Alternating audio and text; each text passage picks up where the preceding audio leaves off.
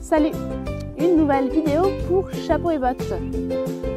Dans cette chronique, j'avais envie de vous partager le chemin parcouru par moi-même pour réaliser mon habitat.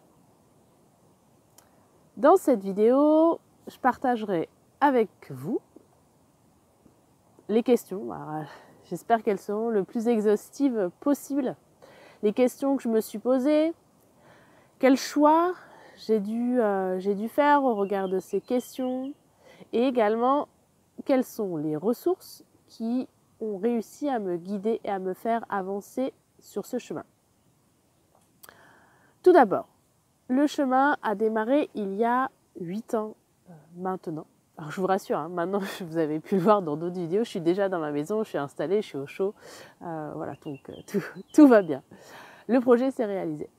Donc il y a 8 ans, premier questionnement qui est comment je me sens chez moi. J'ai observé, moi, mon compagnon, les enfants, moi et mes voisins, moi et la nature qui pouvait m'entourer. Donc j'ai pas mal observé comment moi j'habitais ce lieu, comment je cohabitais avec les autres et avec les ressources naturelles qui étaient autour de moi. Face à cette observation, je me suis aperçue que parfois c'était un peu inconfortable.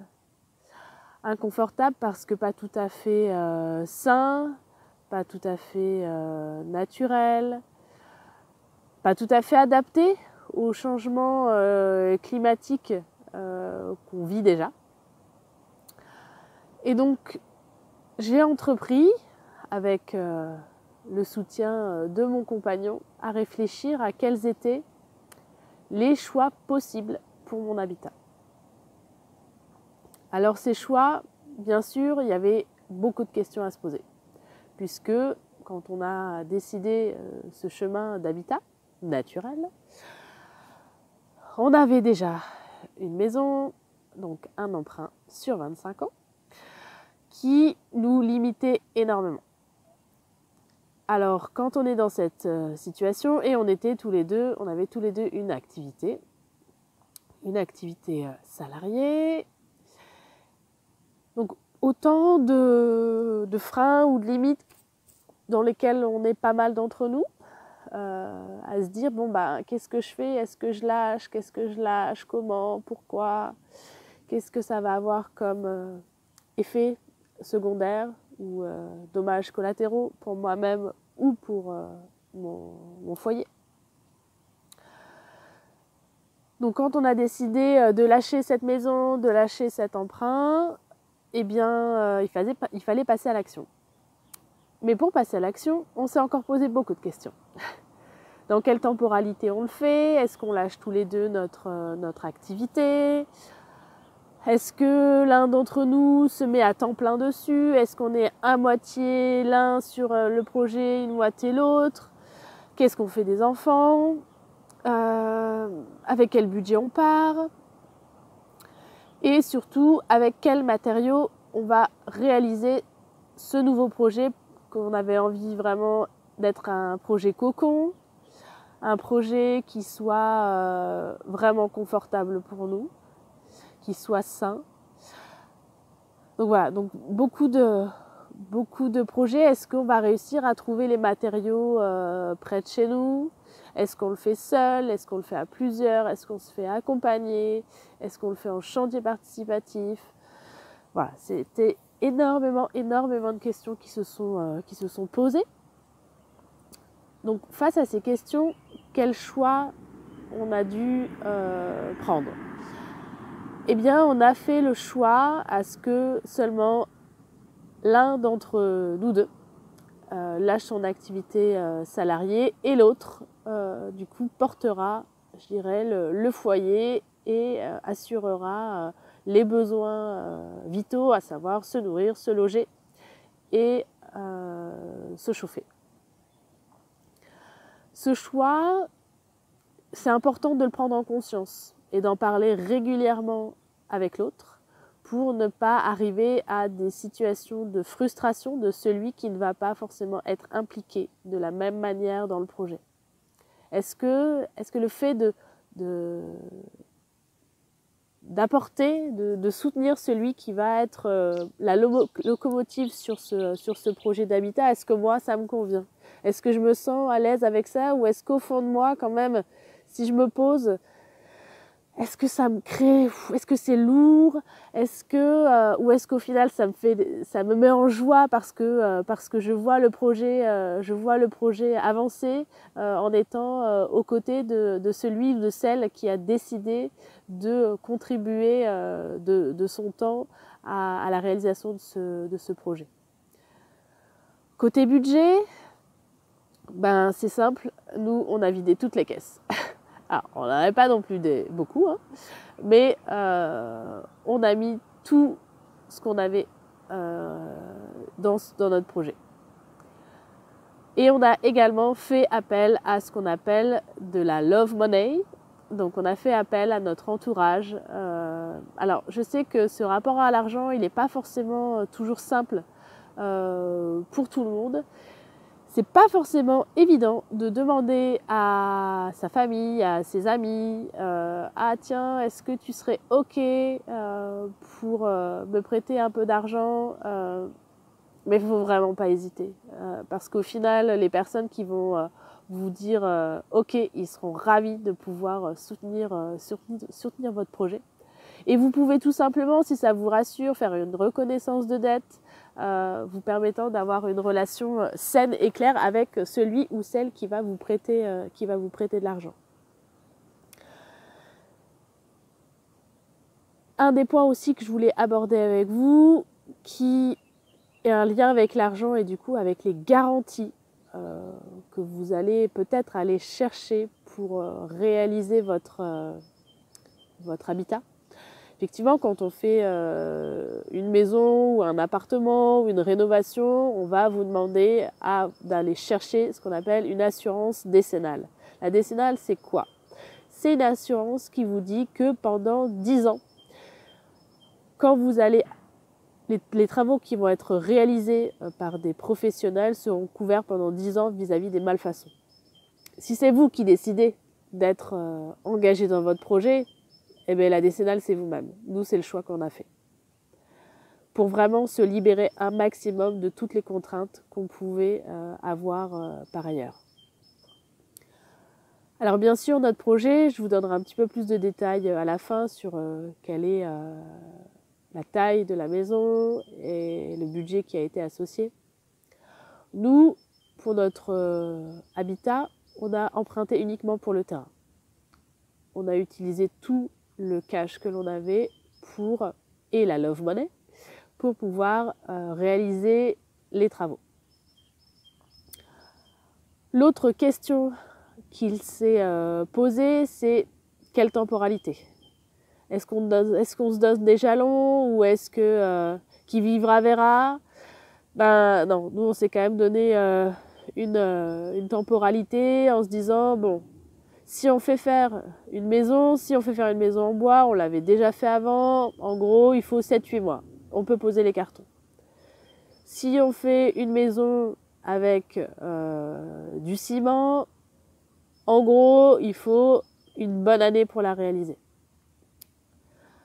Nous, on a décidé d'utiliser des matériaux naturels qui nécessitent d'anticiper les saisons, de respecter le rythme de la nature et des saisons. Alors on s'est donné comme jalon 2 ans pour réaliser ce projet. Quelle est l'autre question qu'on s'est posée? Est-ce qu'on l'a fait seul? Est-ce qu'on l'a fait accompagné? Est-ce qu'on se fait en partie accompagner, en partie nous-mêmes? Eh bien, les choix que l'on a faits, c'est de se former via des chantiers participatifs. Donc pendant 2 ans, on est allé sur différents chantiers participatifs pour apprendre les différentes étapes. Ce qui nous a permis aussi de voir et de vivre en collectif. Et de se dire, ah mais oui, c'est ça qu'on a envie de vivre, cette magie qu'on qu'on a vécues dans les chantiers participatifs, dans les différentes formes de collectifs, c'est comme ça qu'on a envie de vivre notre aventure d'habitat. Alors, on a décidé de travailler en amont avec un charpentier pour toute la découpe de la structure de la maison, de travailler également avec un artisan maçon bâti ancien pour les fondations et également avec un électricien et un plombier. Je dirais que c'est vraiment les 4 postes sur lesquels il faut vraiment être accompagné. Comment on a pu guider, en tout cas se faire guider ou guider nos choix? On a tout d'abord observé le lieu dans lequel, le lieu qu'on avait décidé et le lieu qu'on avait trouvé. Il s'avère que nous, c'est un lieu qui est en pente, avec des sources, une forêt, une prairie. Le seul petit truc qui manque, c'est un étang ou une mare. Mais bon, avec les sources et avec la captation de l'eau de la source, je ne désespère pas à un jour avoir une petite mare avec plein de petites bébêtes qui vont vivre dedans. Donc on a observé notre lieu à différentes saisons, permettant de voir quelles étaient les interconnexions avec les éléments naturels entre la forêt, les courants d'air froid, l'exposition au soleil, le vent, comment on allait pouvoir capter les énergies naturelles pour en bénéficier et faire bénéficier notre habitat. Ça a été vraiment le point de départ très important, observer le lieu dans lequel vous êtes. Chaque zone, chaque région, elle donne en partage des ressources et profiter de ces ressources pour construire et concevoir votre habitat. Ensuite, je l'ai dit un peu avant, mais je préfère le répéter, on a pris le temps d'aller visiter des lieux. Pourquoi visiter des lieux? Tout simplement pour partager les expériences des uns et des autres. Alors on a déjà beaucoup de ressources sur Internet, sur les réseaux sociaux, mais rien ne vaut une visite sur des lieux. On a participé à des chantiers participatifs nous permettant de voir quelles étaient les modalités de vie en collectif, comment on allait avancer étape par étape dans notre habitat. On s'est également énormément documenté. Alors maintenant, je pense que peut-être 90% de la bibliothèque est consacrée à l'habitat et à la permaculture. Ce qui nous a guidés tout le long et qui continue de nous guider dans notre vie, c'est la permaculture. Et les 3 piliers de la permaculture. Dans mon habitat, je prends soin de la nature, je prends soin de l'homme, je collecte et je redistribue les abondances énergétiques qui sont réalisées au sein de mon habitat. C'est ces 3 piliers qui sont les sources de notre projet. Pourquoi la permaculture? Parce que la permaculture nous invite à observer, à prendre soin et à être ici et maintenant comme si on était là toute la vie. Et ça, c'est vraiment quelque chose qui, moi, me nourrit vraiment au fond de moi. Dans l'habitat et la permaculture, on nous invite également à utiliser des ressources naturelles, à utiliser le patrimoine. Qu'est-ce qui a fait que les paysages sont comme ça actuellement, même s'ils ont pas mal évolué par rapport aux 50 dernières années. Mais quand même, si on monte un petit peu en arrière. Qu'est-ce qui fait que le sol qui est sous mes pieds peut me permettre de construire mon habitat? Quelles sont les évolutions géologiques qui font que cette terre-là, elle est bonne pour telle technique et pas une autre? C'est autant d'éléments constitutifs des paysages naturels et des paysages humains qui sont une source éternelle pour votre habitat. Qu'est-ce qui a également nourri ce projet? De prendre le temps, de vraiment prendre le temps, de ne pas se précipiter, de discuter énormément et de de solliciter l'avis de ceux qui ont déjà fait. Ils seront ravis de partager leur parcours avec vous. Voilà. C'était une chronique un peu à part par rapport à ce qui est diffusé sur Chapeau et Bottes, mais j'avais quand même envie de le faire.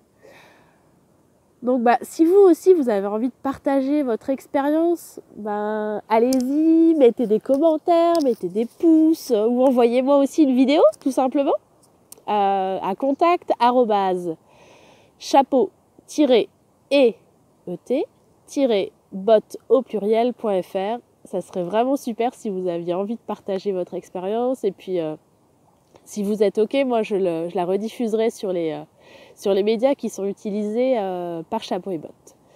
Je vous dis à bientôt et viva la vida. Ciao.